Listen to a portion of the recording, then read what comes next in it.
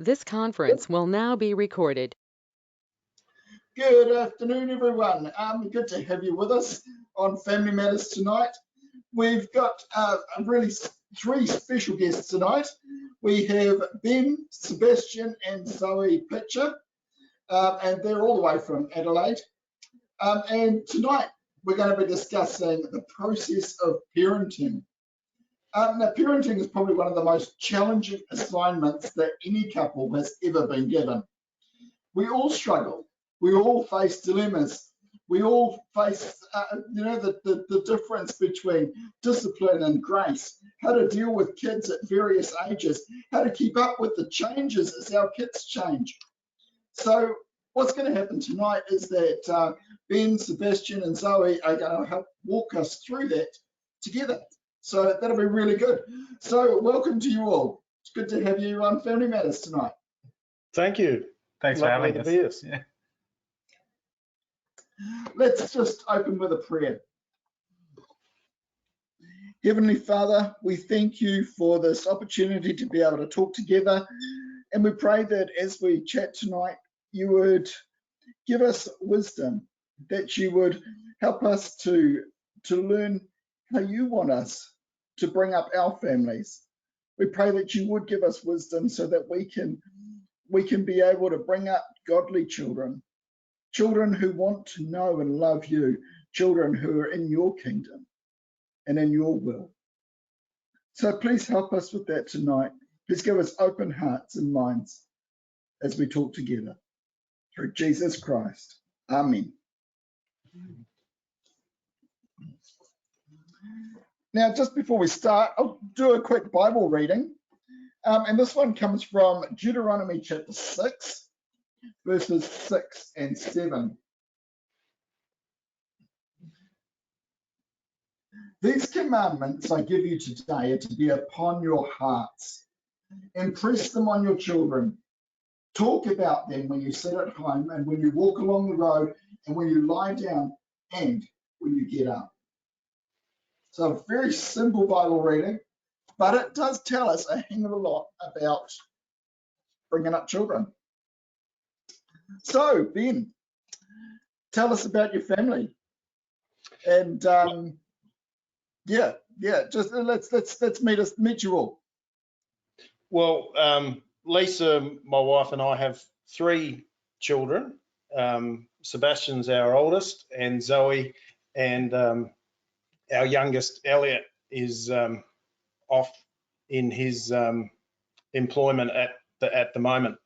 But he's the tradesperson of the family, and Sebastian's studying education, and Zoe's a qualified nanny and studying interior design. They're all still at home because we just make life too good for them, I think. I think Mum would miss us if we moved away from home.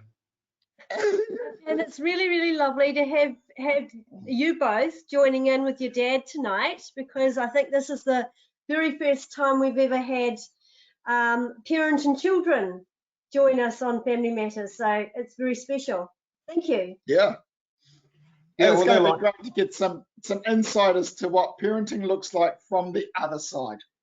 Yeah, you can think of it as a scientific experiment, and these are the results, what it turned out like. What we did by what the results are. Yeah. It often feels like that, doesn't it? It often feels like that. It often feels like a scientific experiment. And unfortunately, Sebastian, you're the oldest, aren't you? Oh yeah, I'm the guinea pig for sure. Yeah, absolutely. Yeah, you get the worst of it, the worst of everything. Yeah. All the experiments. So Ben, can you tell us how your interest in parenting courses began?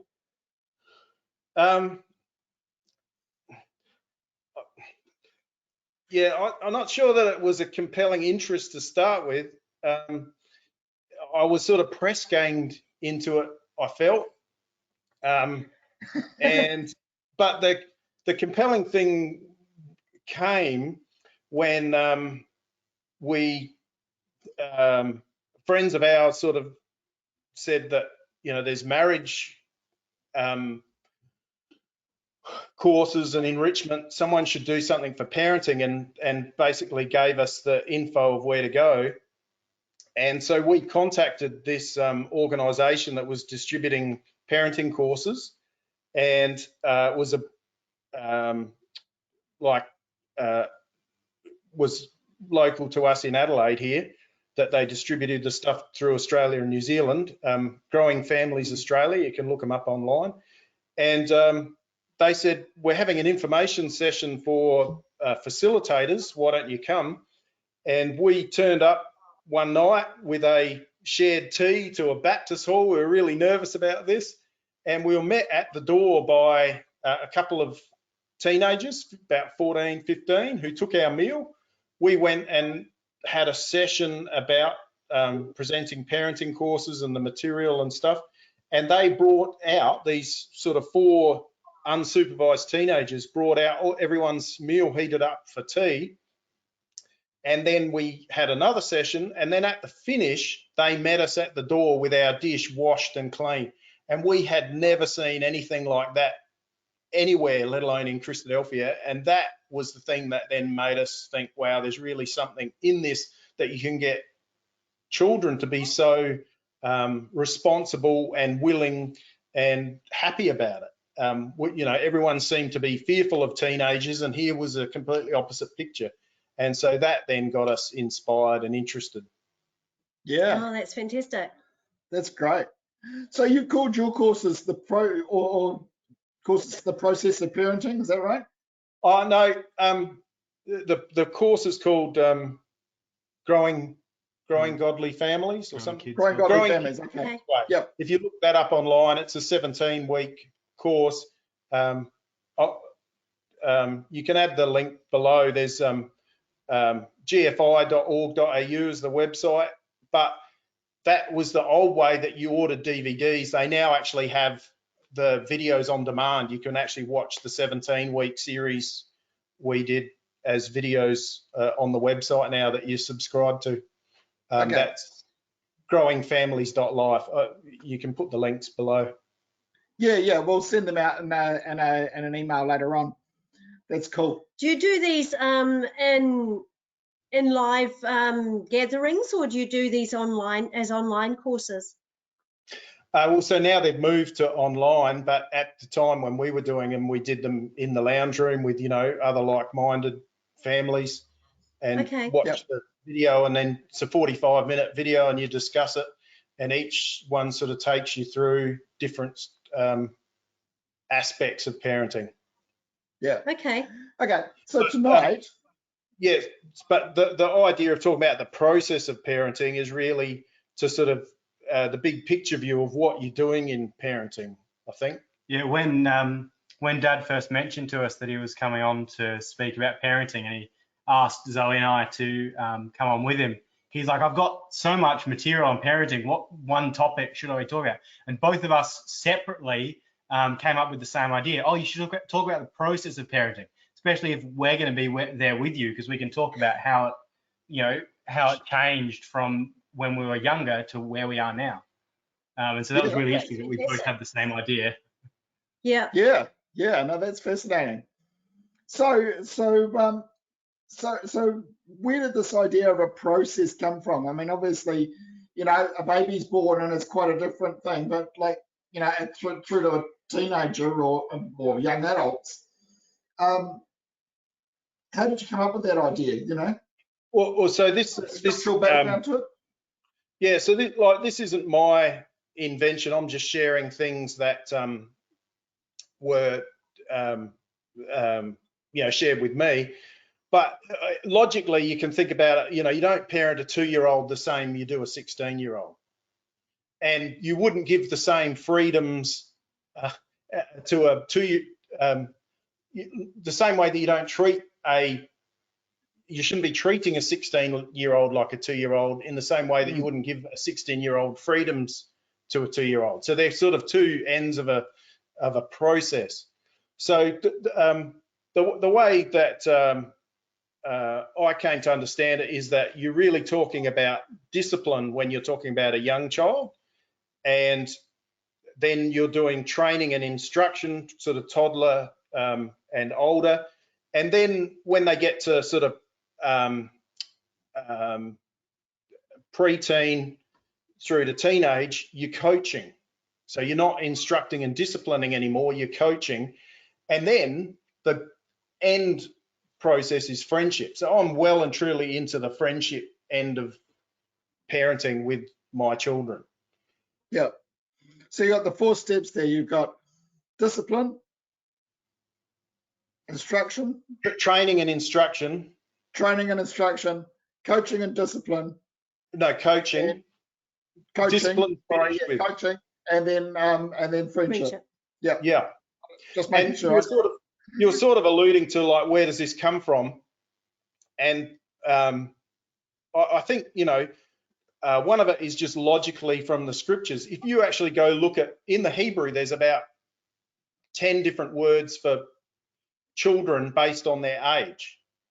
So you actually have to, when you see a verse about discipline, if you look at the Hebrew word, it's often a very young child in the Hebrew.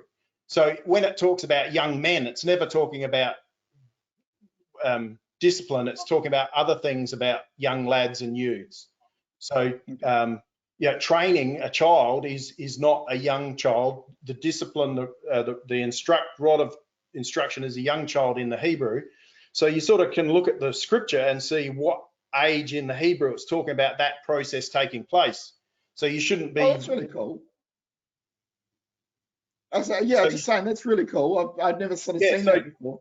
So one is the Hebrew. Secondly, kind of, you know, there's the spiritual principle where, you know, the law's a schoolmaster to bring us to Christ, and Christ discipled his disciples and then said, "You're my friends if you do what I command you." So you can sort of see you can see the spiritual lineup of it. But to me, the best example is God as our Father. What does He do? And Abraham's the clearest example. He instructed Abraham to leave Ur like a young child, and as he then trained him and revealed more and more of his purpose to Abraham, walked alongside him like coaching, and then in the end we're told that Abraham was a friend of God. Friend of God, So yeah. he didn't start out as God's friend. He got there because he showed himself obedient. And in fact, you can go look it up. God said that I'm going to make of you a great nation because I know you're going to command your children after you, and they're going to follow in you the same pattern, and they're going to be obedient as well. So God as our Father is the best example of this process in the life of Abraham. Discipline, instruction and training, coaching, and then friendship. A great picture. So Zoe sees a lot of this with, like, she's a nanny and goes into people's houses. Yeah. What are the mistakes you So often? what ages of the kids have you got that you're nannying, Zoe? So I've done a range from 7 months up to 6, 7-year-olds. I've been nannying for 5 or 6 years, so I've had a few different families. Yeah. And you've been able to see this disciplining and instruction and the process yourself? Yeah. And I found, because sometimes I would make the mistake, I would go in and I would start off a bit too much trying to be the child's friend and then trying to discipline them to get the routine, to get them into bed or get them to get in the car because we have to go somewhere. I found a lot trickier to work with those kids. So yeah, boundaries and discipline are quite important at the younger age. Yeah, I've found a similar thing through my teacher training and things like that, where they talk about, you know, initially when you first get a group of students, you have to set the boundaries, right? And then once you've set the boundaries, they understand, you know, what the rules are and what kind of teacher you are and what you stand for. Then you can relax a little bit more, have a bit of fun with the class, especially like with the science teachers and stuff. You know, if you're in a lab, there's certain things that need to be observed for safety reasons. And so you need to up front set out, well, these are the expectations, these are the rules, I'm going to be quite strict on this. But once everyone's fine with that, then we can start to relax, have some fun, as long as, you know, it stays within those boundaries. But you can't just go in there and start joking around with the kids, otherwise they won't take you seriously as a teacher when there's stuff that's dangerous and could be harmful to them. Yeah. So but there's one word that's come up over and over, which is a very touchy word at the moment: discipline. And everyone gets like, ooh, you know, we've got a hands off or whatever. And so what can you tell us about discipline? Well, this is actually wasn't in the parenting courses. A wise old sister said to Leesa that discipline starts when they're in nappies, you know. And when you think about, like, a lot of people are scared of the word, but the word discipline relates to the word disciple. So this is really the foundation where you're creating the structure. And a young child isn't mentally and morally able to reason. So you've got to actually give the boundaries and guidelines. And so, you know, think about with a young baby, the baby wakes up, it's feed time, then play time, and then sleep time. Getting that routine is a discipline. There are other disciplines like learning what books you can touch. You know, those are Daddy's books, don't touch them. Where are Henry's books? And so, you know, Henry is learning discipline and boundaries and structure, safety, like how to cross the road. That's discipline.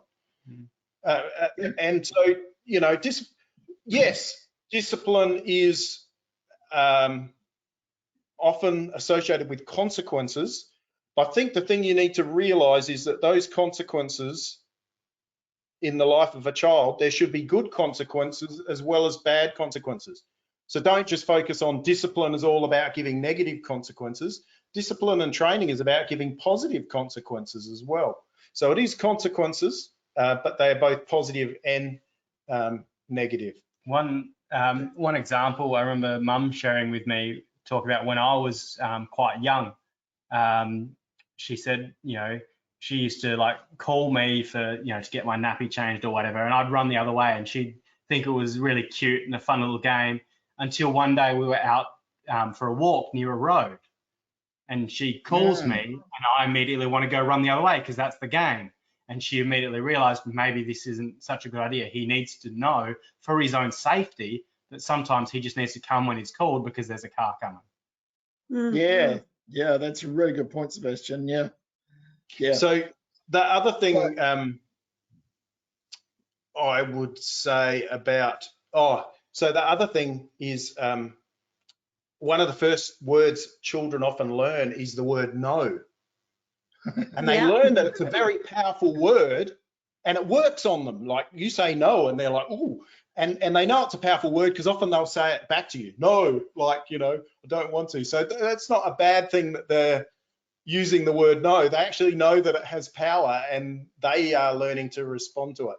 But I think the epiphany that came to me about discipline, where people that are avoiding discipline entirely are completely missing out on this, is yes, discipline is about security and structure. Like children actually thrive on structure and routine.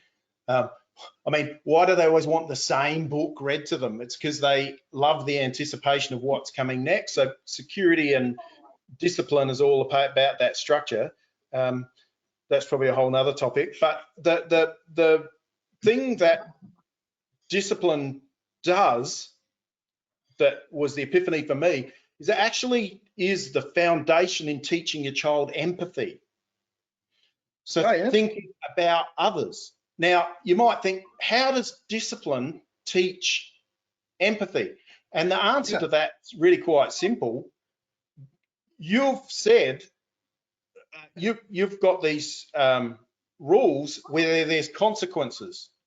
Now, they've actually got to visualize, as a young child that's learning to use their cognition, they've actually got to visualize themselves in 10 minutes time and actually have empathy on their future self rather than want to do what's in the moment, because their future self is going to have the consequences of whatever their choice now is.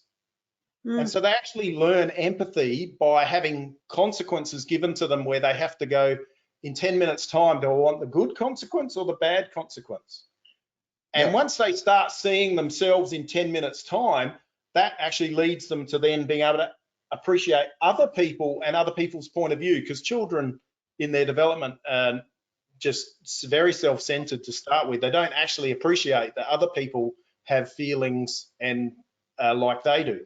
But that is actually the start in teaching a child empathy, where once they can appreciate the consequences that might happen to themselves, they then realize that their actions have consequences on the children around them and start to appreciate that interaction. So discipline is actually not only boundary, safety, security, but it's actually the foundation in teaching our children empathy. Yeah, that's really interesting. Yeah. So what would you say? I mean, there's that almost a fight between discipline and someone going, well, I want to show my kids grace. Yeah. You know, so like, yeah, discipline seems harsh, but I want to be kind to my kids. Where's the middle ground there, or is there a middle ground? Yeah. So I tend to find that the whole aspect of wanting to show grace to your children is often lined up with the same idea that you want to be friends with your kids. You don't want them to not like you. You're first and foremost, you're a parent, and you've got that whole health and safety thing to establish discipline. But from a spiritual perspective, and you'll see this really logically as soon as I say this, you actually don't appreciate grace until you actually understand the consequences. So that's why we had to have the law before Christ could bring grace. And the same in the life of a child. A self-centered 2-year-old, which essentially they all are, when you think you're showing grace to them, from their perspective inside their mind, they're getting away with it. They actually don't appreciate what you've done for them. So that's where you need to persist with the discipline and structure and consequences, and as they get older, the training. And then when they get to preteen and especially teenagers, and they've done something that deserves a consequence, but you can see their attitude about what they've done, and you extend grace to them when they full well know what the consequence should be, that then is extremely powerful. They actually understand grace. They actually respond to what you're doing to them. So yes, grace is very important, but you need to bring that into the life of your child when they're morally able to appreciate the grace. You've actually got to set the consequences first and then bring grace into their life once they understand the consequence. And if I can just pick up on what he was saying there about a lot of parents wanting their kids to like them and trying to be their friend from the get-go like that. Well, I can say from our perspective, we always hated your parents. we were given discipline, and we obviously don't hate our parents because of that. We understand when obviously at the time you cry and carry on because it hurts, but you appreciate what they did for you. And then there's the other side of the coin. I was just talking this afternoon with one of my friends. She works with mental health and well-being of teenagers and young people with Headspace, and she says one of the common complaints she gets from young people and kids that caught up with the problem is they say, oh, my parents just don't care. I can do whatever I want. They just don't care. And she knows, because she knows the situation. She knows. And these are kids with suicidal ideation and really severe issues. All over the spectrum. Some of them are mild things, some of them are much more severe. And if she knows the situation, she knows, oh, the parents are just trying to be nice to their kids. They want to be their kid's friend. They want to be liked. But the kids just see it as, well, my parent doesn't give me any boundaries. They just don't care about me. I can do whatever I want. And that really, it isn't good for them inside. They feel like they don't know why. They're not necessarily connecting these things and understanding this is why they're feeling like this. But she can see it as a pattern, that they just think their parents don't care. They don't, as Dad was saying, they don't appreciate grace because they haven't been given any structure or any boundaries to begin with. And the boundaries really are there to, as we said earlier, to keep you safe, not just physically keep you safe from like danger like cars and fire and things like that, but also emotionally to keep you safe and to know, you know, where limits are and, you know, to help you function as a human being. Because at some point in your life, you know, whether you're godly and you want to follow God's rules, or whether you just want to be a, you know, a citizen of the Commonwealth or whatever, and, you know, obey the laws of the land, well, you've got to start somewhere. Yeah, yeah. And I think something Sebastian said triggered a thought for me. Like, I think that consolidates why we're wanting to talk about process, because all these things like being a friend with our children, showing them grace, they kind of resonate with us, and they're not wrong, but you got to do them in the right order. And so talking about doing things and so that's why, you know, trying to lay out this process where it's discipline, and it should be all over, and, you know, the discipline phase is sort of all over and done with by about the time they're 7. You've transitioned into teaching and instruction well and truly, sort of, you know, you start transitioning around sort of 4 and 5, and you're well out of discipline then. But often what you might see is a parent that's just let a child go, and then when the child's a teenager, they suddenly don't like what they're seeing, and their instinctive reaction is to like clamp down, and with often disastrous results. And that is classic case of having it backwards. You should have done all the clamping down, and well, not you do the structure and discipline at a young age, and then as a teenager that you should be opening up and opening the boundaries. You know, a child that's older should be being allowed to progress in level with their maturity. And the discipline really is a kindness, because it makes the rest of their life so much easier. If they've learnt discipline and what rules mean before they start school, their school life is going to be a whole lot more enjoyable. Whereas if they haven't learned discipline by the time they're 6, they're going to be coming home from school every day like, oh, the teacher didn't let me do this, and I was trying to do that, and they're going to hate school because they've never learned to, you know, follow, you know, instructions and to respect other people. So the bottom line is, from a biblical perspective, and you can go look at this in the 10 Commandments where it's underlined really quite clearly, is a child will never learn to obey God. Like, remember the process of Abraham where he was going to teach his children obedience? That's why God was his friend. Well, a child will never learn or willingly obey God if they haven't learned to obey their parents first. That's a good point, isn't it? Yeah. In the reading we read in Deuteronomy, we read about training. Just check it. Yeah, about train. In essence, that's training, isn't it? We talk about it when you walk along the way. And so, what do you got to say about training? I mean, we've talked about discipline. So training is your next step. Yeah. Well, look, before we get to training, can I just talk about the goal of parenting? Because it's sort of sure. Training being the middle bit really is where you see the goal of parenting played out fully. So maybe this will explain it. Because like, what is the goal of parenting your children? Like, why have this process? And I think the best explanation is 1 Timothy 1 verse 5, where it says, the goal of our instruction is love from a sincere heart and a good conscience. So the whole goal of training our children is to instill a conscience in them where they're activated about doing the right thing. So when you're not there to say, these are the rules and do this and don't do that, inside themselves, they actually have a conscience about what's right and wrong and are activated out of love to do the right thing. So that is the goal of our parenting, like from a godly perspective. And growing kids with a great conscience. Yeah. As Christadelphians, obviously, everyone would love to have their children grow up and be baptized.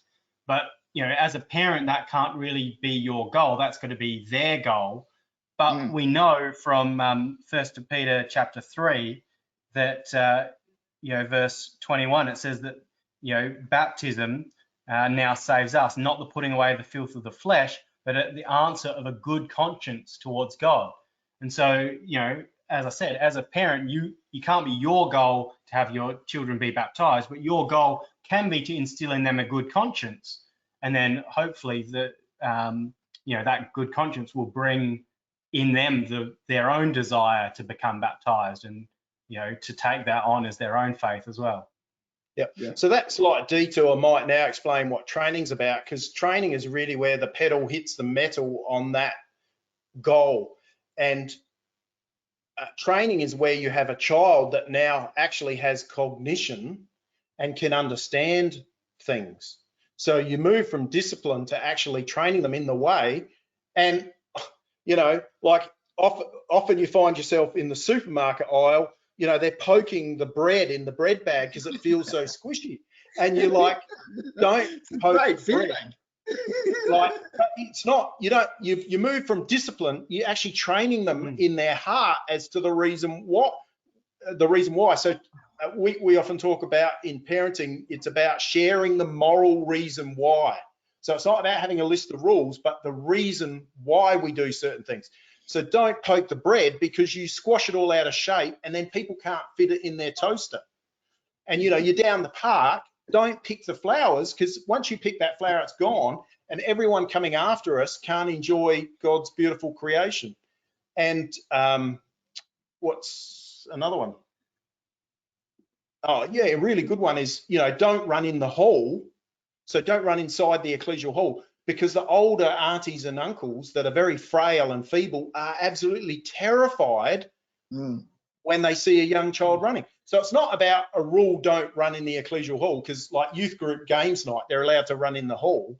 You actually share the reason why. And most of the reasons, funnily enough, end up about loving God and loving others. And this is where, when you've given the boundaries, the discipline, and they've actually started to develop a sense of empathy, and then you give the moral reason for the empathy. Like a child going to school isn't going to take a Bible in their lunchbox.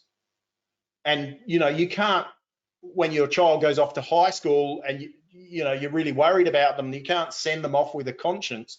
You've actually got to develop that day by day as you're walking in the, paraphrasing Deuteronomy 6, as you're walking in the supermarket, as you're in the park, as you're in the ecclesial hall. You're actually pointing out the moral reason why you're asking them to behave in certain ways, which often is about thinking of others.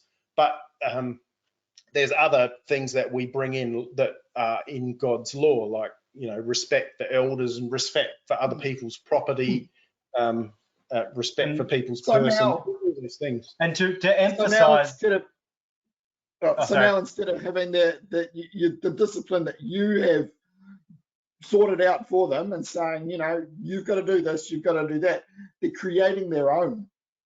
Yeah. So that's really the transition when you're, are we all right to do this? Talk about the progression to coaching? Or did you want to just... Sebastian, want to say something? Yeah, just with those examples, it's important that, it's a process. We don't start with that. Like with a 2-year-old, if they're poking the bread in the aisle, you just give them a smack on the hand and they stop doing it. But, when they're getting a little bit older and they can start to think about it, because there's no point telling a 2-year-old to think about the reason why. They're not ready for that. A 2-year-old, you probably got them strapped in the trolley, Hopefully. As they get older, then, because, at that younger age, they get a smack on the hand, they learn not to do that. It only applies to that particular situation. But when they're getting a little bit older, then they're able to understand more of a reason why. And as Dad was saying, then it's not a list of rules. They understand the reason. So then they themselves can apply it to other situations, and it's not quite so narrow. So as you get to coaching, which I think this is where you were alluding to, Robert, perhaps in your question, what you're trying to do is everything that you've taught along the way, you're trying to activate in them and actually get them to use the conscience and exercise it. And so you don't exercise a teenager's conscience by telling them, you must do this and you must do that, and we're about to get in the car, have you cleaned your teeth and gone to the toilet? You got to let them be self-directed to a certain extent, but more importantly, as they become teenagers, a lot of the time it's sitting down and actually asking them, well, what do you think is the right thing that you should be doing in this situation? And one of the learnings we had was with teenagers, you're always trying to, and I know you've had sessions on this in detail, so just in summary, you're always trying to parent in times of non-conflict. Like teenagers have this thing where they're developing their prefrontal cortex still, and sort of they can't deal with logic and emotion at the same time. So if people are emotionally invested and in the situation, that's not the time. But when people are calm and out of the situation, you can talk about it rationally and objectively. But your goal is to ask them, what do you think is the right thing to do and why? And they'll search around, and all these things that you've put into their heart along the way, when you've sat down, risen up, doing around the readings, that's really important as part of your family culture, where you've had discussions around God's word. All these things that you've put in their heart, they then get the opportunity to cognitively think them through and be activated by them. And one thing Mum used to do along those lines is like when we were young teenagers and had our own responsibilities around the house and things, and if Mum saw that the bin was overflowing but I sat down to read my book, she wouldn't say, hey, you haven't taken the bin out yet. She'd be like, are you free to sit down and read your book? And then that would make me think, oh, is there anything else that I need to be doing? And so rather than her telling me to do something and then I'm getting upset that Mum's telling me what to do, she's just like, oh, is there anything else that you should think about first? And then I have to think about it myself. I'm like, oh yeah, I should probably take the bin out first, and then I can sit down and read my book. Yeah. So it's creating a moral compass for young people, really, isn't it? Yep. Where they can then drive their own moral direction, really. Yeah. So sometimes we still need little reminders, but more subtle general reminders, and because which only works if you've already had this process leading up to it, building up all these blocks so that we have the tools to be able to find the direction once given the subtle hints. Yeah. Yes. And so one of the other things that we would also utilize along with the moral development in terms of their conscience is also give them opportunities to show themselves more responsible and have more freedoms by we always try to link a responsibility to a privilege. Even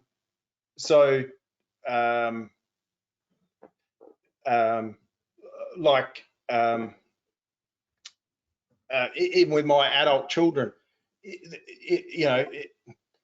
okay, so some of them got their own cars now, so this doesn't quite work. But back when they were able to drive my car, it was a privilege for them to be able to use my car. But there were certain responsibilities in terms of there were family rules about how they drove it that they had to follow. And if they didn't follow those responsibilities, they lost the privilege of using the car. But that sort of thing, the privileges and responsibilities become bigger, but you start with a young child. So like, a little toddler, would have to ask to go outside the house so that you know where they are. Like they can't just wander out the back door and wander off. They want to go play in the yard. Our rule was they had to ask Mum to go outside, so she knew. But you know, they got to a certain age where you're actually old enough to go outside by yourself, so you can take the compost bucket out first thing in the morning. Yep. When you And go, so that yeah. became your responsibility, linked with that privilege of being allowed to just go outside when you please. Well, the compost bucket's overflowing. You haven't done it today. Well, now today you have to ask every time you go outside, like your little brother and sister do. And, you know, boy, does that then make them want to, you know, do a good job next time and live up to that responsibility. So we would always naturally try to, so the progression, what I'm trying to show is that the process is not like discrete jumps where, like, you know, the child's a certain age and we've left discipline, so today's training day, you know, like it's a gradual transition. And one of the ways you transition is with the responsibilities and privileges, but also the moral reasons you give a child are often simplified, like I gave you. And an older child, you're probably actually starting to explain Bible quotes that feed into that moral reason. So because they're able to understand more. Yeah, I remember when we were quite a lot younger, you know, as the oldest, I remember being a bit miffed that my list of chores was a bit longer than my siblings. But then you know, it was pointed out to me, well, also the you know, the freedoms that you have and the, you know, ability that you have to stay up a bit later and use the computer, and you have all these things that you can do that they can't, but you've also, you know, you've got the ability to contribute in more ways to the family. So you're getting all these things, but you're also putting more in. And that, you know, then that sat quite a lot better with me. I'm like, oh yeah, that's fair. So, you know, like the little kids, when they're toddlers sitting at the bench, Leesa would get them to help count the cups of flour into the mix. And then at an age, they're helping to set the table. And I don't know about you, but we had like there's all these different color cups and who gets what cup or what, you know, who gets the Winnie the Pooh plate and the Bob the Builder plate. Well, whoever set the table, that was their privilege to say who got what dinner set. Right. And then, and you know, like, you don't get to lick any of the spoons if you don't help with the cooking. the next phase is, you know, like a preteen child would help make a simple salad to go with the meal. But, you know, our children, you know, putting the water on and boiling the pasta is sort of a chore. All our children take turns cooking a meal one night of the week now. Like, that's just part of our family deal. Sebastian's turned in hand makes pasta, like he's taken it to an extreme, hand makes pasta. But, you know, like that's been a progression in their responsibility, their contribution, where now they're our friends and cater for us in, you know, dining. But it sort of started off, you know, instructing them how to set a table. And if you know, if I never got that chore and that responsibility, that job, I may never have found that I actually really enjoy cooking, and that's something that, you know, I really like to do. And, you know, if I hadn't got the opportunity to try it as one of our, you know, family jobs, you know, I may not have discovered that. Yeah. Our time is almost up, and it literally will end quite soon, mainly because of a technology issue. Is there any other, like, if you had something you were going to specifically say to parents parenting children, you know, if there's a specific piece of advice that they can take away, or a couple of specific pieces of advice, what would you say? I mean, you've covered a lot already, and I really love that. I just thought, if there's something specific you would like to add. Yeah, look, you know, I think parenting is a God-given role, and you should enjoy it and, you know, play with our children, have fun. But you're a parent first, and you're progressing toward being a friend. But the thing that I'd encourage you in is that A family is a development environment provided by God, and it's like the ideal development environment where you're surrounded by people who love and forgive you. So you as parents love and forgive your children and give them another chance tomorrow. And your children love and forgive you, and your spouse loves and forgives you. So it's like an ideal development of the character environment that God's blessed us with. And so we should relish the opportunity to grow together as a family, to learn to be more like God as the parent, as a father, and grow in our appreciation of him, but do our best for each other in the way we treat our spouses and our children. And then that learning environment should extend to the ecclesia, where the ecclesia is the natural extension of that ideal learning environment that God's provided. Thanks, Ben. What about you, Zoe? Have you got any advice there that you sort of like, you'd go, this is what a parent needs to know from your experience of either nannying or from, growing up in a family?